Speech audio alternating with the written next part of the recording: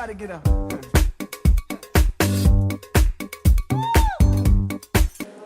Nosotros somos alumnos del Instituto Anglopolitano de Estudios Universitarios. Mi nombre es Paola. Mi nombre es Diana. Mi nombre es Isaac. Y les vamos a hablar sobre el desarrollo embrionario con un enfoque en el desarrollo del aparato digestivo. Todo empieza con la fecundación, que es la fusión que los gametos tendrán provenientes de dos diferentes progenitores de diferente sexo. En el caso de la mujer sería el ovocito, en el caso del hombre el espermatozoide. Estos serán producidos en los óvulos y los testículos. La gametogénesis implica dos sucesivas reproducciones nucleares, una replicación de ADN y la reducción de 46 a 23 cromosomas. Si un espermatozoide encuentra un óvulo en la trompa, este intentará atravesar su membrana. Si lo logra, el óvulo formará una capa muy resistente que evitará que otro espermatozoide lo fecunde. La fecundación termina cuando el núcleo del espermatozoide y el núcleo del óvulo se fusionan. Al quinto día se dividirá en dos capas, una interna y una externa. En la interna se derivará el embrión y de la externa es de donde saldrá la placenta una vez anidado.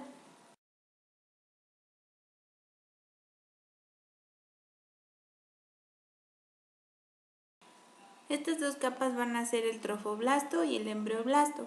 El trofoblasto se va a ir introduciendo más en el útero de la madre y va a desarrollar dos capas igual, el citotrofoblasto y el sincitrofoblasto. Y así el embrioblasto se divide también en dos capas, el hipoblasto y el epiblasto, que estos dos últimos van a conformar el disco germinativo bilaminar. El trofoblasto va a desarrollar vellosidades necesarias para que se comience la circulación uteroplacentaria. Todo esto va a pasar en la segunda semana de gestación. Para la tercera semana va a comenzar el proceso de gastrulación, que es donde se van a empezar a formar las tres capas germinativas conocidas como el disco trilaminar. Se van a formar tres capas, el ectodermo, mesodermo, endodermo, donde aquí se van a diferenciar los diferentes tejidos y órganos del embrión.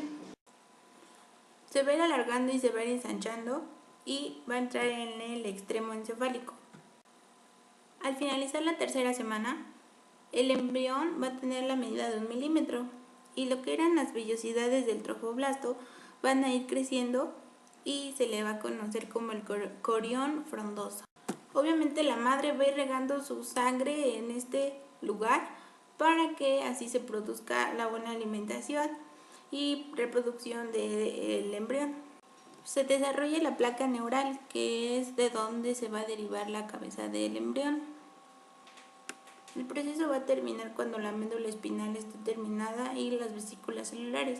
Ya de ahí va a empezar el desarrollo de los órganos. Del endodermo se va a desarrollar todo el tracto gastrointestinal, el aparato respiratorio y el urogenital, el hígado, páncreas y aparte otros tejidos. Esta etapa es donde va a tener la mayor importancia para el desarrollo del bebé, porque es donde pueden llegar a presentarse diversos problemas en su desarrollo de cada órgano de tejido. Del mesodermo van a nacer los músculos, los cartílagos y los huesos, tejido subcutáneo y todo el sistema muscular. Se va a ir conformando el corazón, arterias, venas y todos los conductos sanguíneos que tenemos en el cuerpo. Para la sexta semana, el corazón ya va a empezar a bombear la sangre. Ya en el ectodermo se desarrolla mejor el sistema nervioso central, el sistema nervioso periférico, la piel, el pelo, cabello y por supuesto las uñas y los órganos sensoriales, como el oído, la nariz, los ojos. Para el mes donde el embrión ya está, ya se pueden diferenciar los brazos y las piernas. Para el día 38, sus deditos ya se van a empezar a formar. Para la séptima, octava semana, el bebé ya empieza a desarrollar reflejos a consecuencia de las acciones del exterior.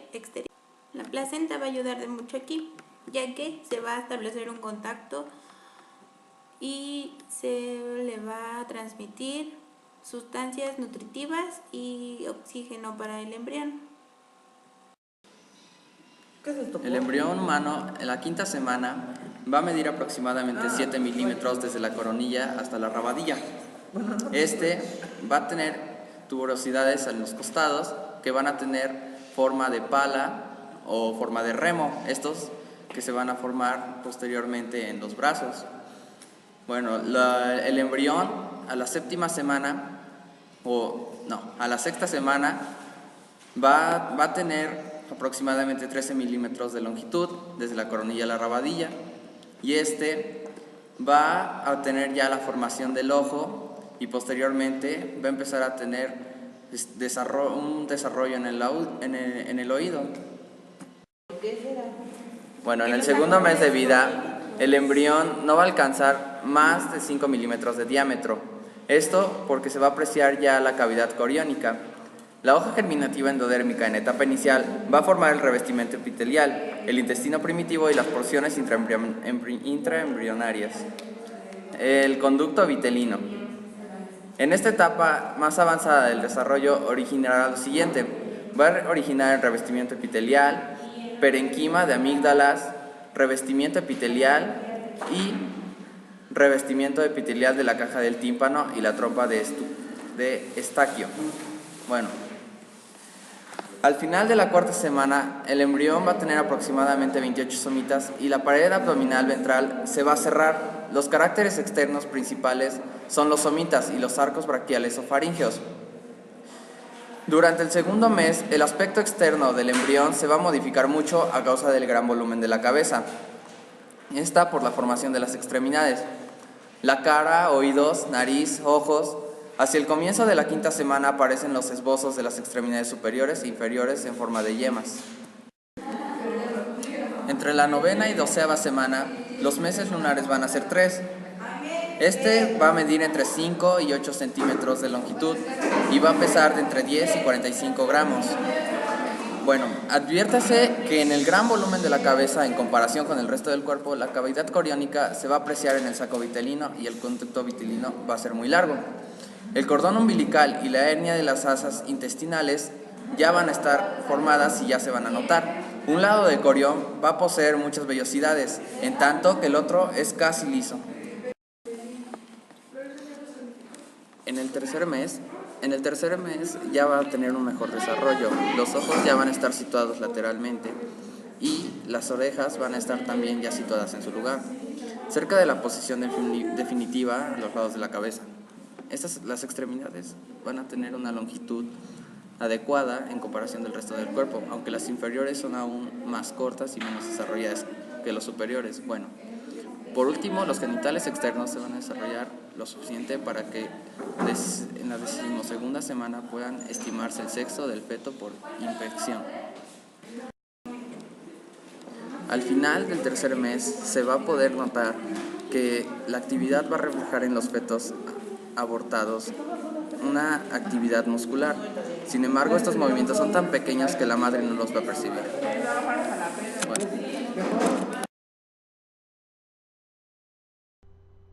Bueno, yo voy a hablar del quinto mes en adelante. El quinto mes se refiere a las semanas 19 a 22.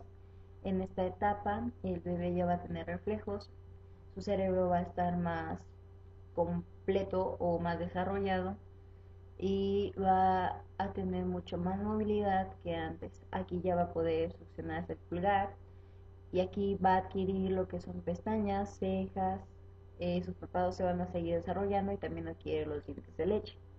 En esta etapa el feto mide aproximadamente 30 centímetros y pesa entre 200 a 450 gramos. Va a perder esa transparencia en la piel y como sus oídos ya están desarrollados, va a poder captar lo que son los ruidos externos e internos de la madre. Y en esta etapa es muy recomendable que la madre lo estimule con su propia voz o con algún tipo de música. El sexto mes se refiere a las semanas 23 a 26. Aquí la mayoría de los órganos vitales del feto funciona casi a la perfección. sus riñones ya filtran lo que el bebé va bebiendo y lo devuelven a orina estéril. Em, Su oído se agudiza y es capaz de percibir ruidos más fuertes, como la voz del padre. No deja de moverse, sus músculos se van haciendo más fuertes. Su cuerpo ya es más grande, va midiendo aproximadamente 32 centímetros y pesa más de medio kilo. Aquí ya se encuentran 14.000 millones de neuronas formadas y se empiezan a mielinizar. Puede comenzar a generar glóbulos blancos que le van a ayudar a protegerse de infecciones. Al final de esta etapa o periodo, las papilas gustativas ya están formadas. El bebé duerme entre 18 a 20 horas y su piel se vuelve arrugada y rojiza debido a que los capilares se transparentan. El séptimo mes se refiere a las semanas 27 a 30. En esta etapa los huesos del feto empiezan a endurecerse, su piel se empieza a estirar y se vuelve un poco más opaca. Su sistema nervioso ya es complejo, ya está bien desarrollado y por lo mismo puede el feto ya realizar movimientos más complejos y tiene una capacidad de aprendizaje mayor. Su cerebro ya va a estar más grande. Aquí ya no tiene tanto sitio uterino, o sea, le va a faltar espacio ya al útero. Eh, Empieza a trabajar la glándula que crea los anticuerpos, el timo, y en esta etapa el feto empieza a orinar medio litro al día. Hacia la semana 28 el feto empieza a abrir sus ojos, su visión después del parto no será correcta, obviamente, y el sentido de su vista se limita a distinguir sombras nada más. También al final de esta etapa lo que va a suceder es que el feto ya va a tener sensibilidad de todo en su cuerpo e incluso va a sentir ya las caricias de su madre. El octavo mes se refiere ya a las semanas 31 a 34. Aquí, a finalizar el octavo mes, se supone que los órganos ya están completamente desarrollados, excepto los pulmones, que estos van a terminar de desarrollarse fuera del útero de la madre. El oído y la vista se siguen agudizando y el anugo, este vello que cubría la cara del feto, se va a desprender. En esta etapa el bebé adquiere una posición con la cabeza hacia abajo y esto quiere decir que ya está preparado para el parto. Hablando del sentido de la vista de nuevo, ya sabemos que está desarrollado, pero adquiere los ojos un color azulado y estos van a hacer que pueda reaccionar ya a los cambios de luz del exterior, pero no va a ser capaz de ver correctamente, obviamente, el bebé. Eh, y en esta etapa la placenta se ocupa de producir lo que son estrógenos y progesteronas que van a mantener las funciones de intercambio de nutrientes y de oxígeno del bebé. Para concluir el noveno mes se va a referir a las semanas 35 a 40. Este mes se va a caracterizar porque el feto va a engordar 28 gramos diarios. Y bueno, aunque todavía no hay aire en sus pulmones, sus movimientos respiratorios se van a volver más frecuentes. Su intestino va a estar lleno de una sustancia que va a expulsar al nacer llamada meconio. Y también el anugo que tenía en la cara y todo el cuerpo ya se ha desprendido casi por completo y va a hacer que su piel se vuelva más suave. También el feto va a ser capaz ya de distinguir a través de sombras los reflejos de la luz que provienen del exterior. Otra cosa es que los huesos de su cabeza van a tener una gran plasticidad para facilitar el nacimiento del bebé. Y bueno, durante este último mes, las glándulas adrenales del feto van a producir elevadas cantidades de corticoides, que son hormonas que ayudan al buen funcionamiento de los pulmones. Ya como dije, el intestino del bebé está lleno de meconio y esto es una sustancia oscura, verdosa, compuesta por secreción intestinal de las glándulas alimentarias y de las células de la pared intestinal.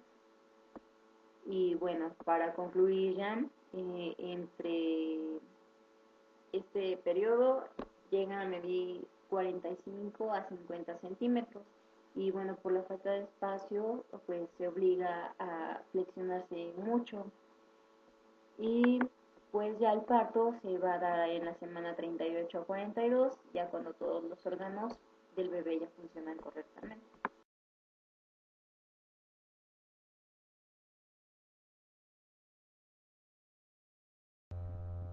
Bueno, nosotros vamos a hablar acerca del sistema digestivo y sus derivados. Bueno, a consecuencia del encorvamiento cefalocaudal y lateral del embrión, la cavidad revestida de endodermo va a dividirse en una porción intraembrionaria o intestino primitivo y en dos porciones extraembrionarias, el saco vitelino y la alantoides. Bueno, en el extremo cefálico y el caudal del embrión, el intestino primitivo va a ser un tubo ciego, que se va a llamar intestino anterior o posterior respectivamente. Después la porción media, el intestino medio, va a conservar pasajeramente una comunicación con el saco vitelino a través del conducto vitelino. Después, para explicar el desarrollo del intestino primitivo y sus derivados, vamos a dividir el tema en cuatro partes, que van a ser el intestino faríngeo o faringe, en la porción caudal del intestino anterior, en el intestino medio y por último en el intestino posterior. Y bueno, también vamos a hablar de las glándulas que se van a formar en el endodermo y los componentes muscular y peritoneal que van a derivar de la hoja estática. Bueno, ahora ya les voy a hablar del intestino faríngeo. En su desarrollo normal, en su extremo cefálico, el intestino faríngeo va a estar en contacto directo con el ectodermo del suelo del estomodeo, y la membrana de endodermo y ectodermo van a formar la membrana bucofaríngea. Durante la cuarta semana esta membrana se va a romper y de esta manera va a establecer conexión abierta entre el estomodeo o cavidad bucal primitiva con el intestino anterior. Bueno, en esta etapa el aparato digestivo está en comunicación con la cavidad amniótica y el líquido amniótico puede entrar al intestino anterior. Durante la cuarta y la quinta semana de desarrollo, la faringe va a originar cierto número de invaginaciones que van a ser las bolsas faríngeas. Después, estas bolsas faríngeas van a aparecer y van a tener un aspecto de surcos. Simultáneamente con la formación de las bolsas, se advierten 4 surcos en la superficie del embrión y van a recibir el nombre de hendiduras branquiales. Después, al formarse estas hendiduras ectodérmicas y las imaginaciones endodérmicas, el tejido mesodérmico que rodea el intestino faríngeo es desplazado y aparecen algunas barras mesodérmicas que van a ser ya los arcos branquiales o faríngeos y van a aparecer a cada lado del futuro cuello. Después hablamos de los arcos branquiales. Estos ya están separados por hendiduras profundas y van a contribuir en gran medida a dar su aspecto característico al embrión ya de 4 a 5 semanas. Después de cada arco se van a formar componentes cartilaginosos, musculares, vasculares y nerviosos. Bueno, después vienen los arcos branquiales. Estos arcos branquiales van a estar separados por hendiduras profundas y van a dar el aspecto característico de un embrión ya de 4 y 5 semanas. Después de continuar el desarrollo del mesodermo de cada arco branquial, se van a formar sus componentes cartilaginosos, musculares, nerviosos y vasculares. Bueno, el primer arco branquial va a consistir en una porción dorsal y una ventral. La porción dorsal es pequeña y es llamada proceso maxilar, y la porción ventral es el proceso mandibular o el cartílago de Meckel. Bueno, al continuar el desarrollo, el proceso maxilar y el cartílago de Meckel van a experimentar regresión y van a desaparecer, excepto por dos partes que van a formar lo que es el yunque y el martillo. La musculatura del arco mandibular está formada por los músculos de la masticación y el vientre anterior, el ligástrico, el miloioideo y el músculo del martillo y el peristofilino externo. Bueno, el segundo arco branquial, el cartílago de va a llamarse cartílago de Richter y va a originar el estribo, la apófisis estiloides del hueso temporal, el ligamento estiloioideo, y en su parte ventral va a formar lo que es el asta menor y la porción superior del cuerpo del hioides.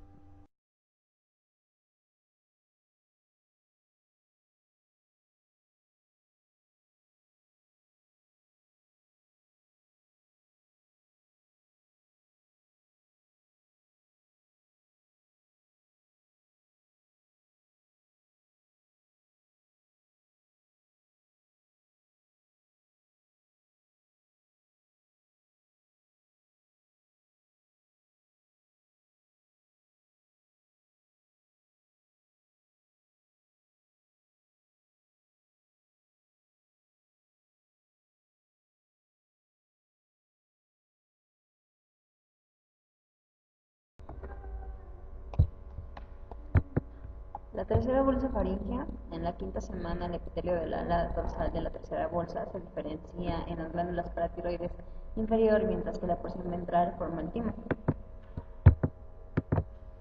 Los primordios de ambas glándulas pierden su conexión en la pared faríngea y el timo emigra llevándose consigo a la paratiroides inferior.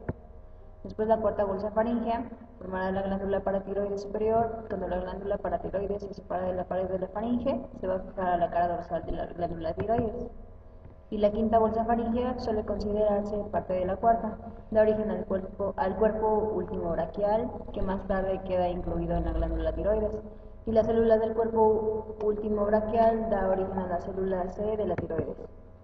Por último, las hendiduras faríngeas. El embrión de 5 semanas va a poseer 4 hendiduras faríngeas, de las cuales solamente la primera contribuye a la estructura definitiva del embrión, originando el conducto auditivo externo. El tubérculo respiratorio hasta la dilatación fusiforme que se origina en el estómago. El duodeno, para esta porción del aparato intestinal es formada por la parte terminal del intestino anterior y la porción cefálica del intestino medio. La unión de ambas porciones está situada en un punto inmediatamente distal al origen de la yema hepática. Al experimentar la rotación del estómago, el duodeno adopta forma de asa en C, gira a la derecha y por último va a adquirir una situación retroperitoneal. En el estómago, la primera manifestación del estómago es una dilatación fusiforme del intestino anterior en la quinta semana de vida intrauterina.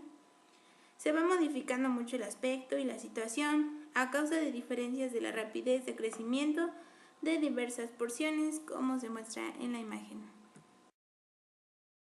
Para el hígado y la vesícula biliar, aquí los cordones de las células hepáticas siguen introduciéndose en el septum transversum, al tiempo que la comunicación entre el divérculo hepático y el intestino anterior, el duodeno, disminuye de calibre, formándose así el conducto biliar. Este produce una pequeña evaginación ventral, donde originará la vesícula biliar y el conducto quístico. Debido al crecimiento rápido e interrumpido, el hígado se torna demasiado voluminoso para los límites del septum transverso y poco a poco va a sobresalir en la cavidad abdominal. El mesodermo del septum transversum, situado entre la pared abdominal y el hígado, se torna tenso y se adelgaza, lo cual forma una membrana delgada llamada ligamento falciforme. Cuando el hígado sobresale caudalmente hacia la cavidad abdominal, el mesodermo del septum transversum, situado entre el hígado y el intestino anterior y entre el hígado y la pared anterior del abdomen, se torna membranoso, formándose el epiplón menor y el ligamento falciforme, respectivamente. Estas estructuras constituyen la conexión peritoneal entre el intestino anterior y la pared anterior del abdomen y se va a llamar mesogastrio ventral. Para la 10ª semana de desarrollo, el hígado pesa aproximadamente de 10% del peso corporal total. Mientras ocurre lo anterior, la vesícula biliar y el conducto cístico se han desarrollado por completo, y este último se ha unido al conducto hepático para formar el conducto coledoco. El páncreas. Este se va a formar por 2 brotes originados del epitelio endodérmico del duodeno.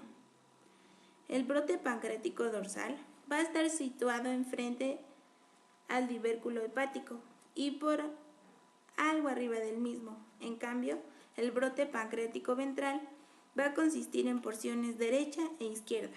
Se presentan en el ángulo que forma hacia abajo el primordio hepático y guarda íntima relación con el conducto coledoco.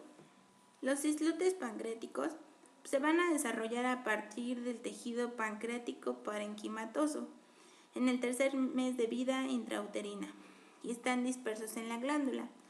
Para la secreción de insulina va a comenzar en el 5º mes aproximadamente, dado que la concentración fetal de insulina es independiente de la materna. es muy poco probable que sea mucha la insulina que atraviesa la placenta. En la imagen se muestra el páncreas durante la 6ª semana de vida intrauterina. Aquí aproximadamente va a tener la medida de 10 milímetros. Bueno, la yema pancreática ventral está íntimamente unida a la yema pancreática dorsal. El conducto pancreático dorsal va a desembocar en el duodeno de la carúncula menor y el conducto ventral en la carúncula mayor. En la imagen B, el esquema muestra la fusión de los conductos pancreáticos. El conducto pancreático común o combinado va a desembocar en el duodeno en combinación con el coledoco en la carúncula mayor. La formación del intestino medio.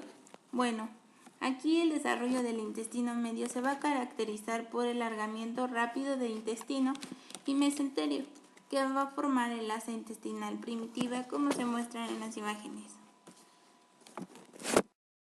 El desarrollo ulterior del asa intestinal primitiva se va a caracterizar por el alargamiento rápido, sobre todo de la rama cefálica, a consecuencia del crecimiento rápido y del aumento de volumen simultáneo del hígado. La cavidad abdominal se va a tornar pasajeramente demasiado pequeña para contener las asas intestinales, las cuales se van a introducir en el celoma extraembrionario del cordón umbilical durante la 6ª semana de vida intrauterina. Simultáneamente con el alargamiento, el asa intestinal primitiva experimenta rotación sobre un eje formado por la arteria mesentérica superior y se va a completar su rotación cuando tenga los 270 grados. Durante el movimiento de rotación va a continuar obviamente el alargamiento del lazo del intestino delgado. De manera análoga, el intestino grueso se alarga bastante, pero no presenta el fenómeno de enrollamiento.